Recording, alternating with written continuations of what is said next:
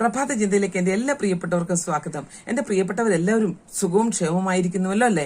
1 രാജാക്കന്മാർ 18:44 പ്രകാരം പറയുന്നു, 7-ാം പ്രാവശ്യം അവൻ ഇതാ കടലിൽ നിന്ന് ഒരു മനുഷ്യന്റെ കൈ പോലെ ഒരു ചെറിയ മേഘം പൊങ്ങി വരുന്നു എന്ന് പറഞ്ഞു. എപ്പോഴും നമ്മുടെ മാനുഷ്യ ചിന്തകൾ നമ്മെ നിരാശയിലേക്ക് വലിച്ചെറിയുമ്പോൾ ദൈവിക പദ്ധതികളും ദൈവിക കരത്തിന്റെ വിടുതലുകളും നമ്മൾ കണ്ടറിയേണ്ടതാണ്. അസാധ്യങ്ങളെ സാധ്യമാക്കുന്ന ദൈവം നമ്മോട് കൂടെയുണ്ട്. ഏലിയാവിന്റെ ഭൃത്യൻ കടലിൽ നിന്ന് ഒരു കൈപ്പത്തിയോളം മേഘം മാത്രമാണ് കാണുവാൻ തക്കവണ്ണം ഇടയായത്. 3.5 വർഷക്കാലം ആ സ്ഥലത്ത് മഴയില്ലായിരുന്നു. ഏലിയാവ് അവിടെ വിശ്വസിച്ചുകൊണ്ട് യഹോബിനോട് പറയുകയാണ്, മഴ നിന്നെ തടുക്കാതിരിക്കേണ്ടതിന് രഥം പൂട്ടി നീ മുന്നോട്ട് പോയിക്കൊള്ളുക.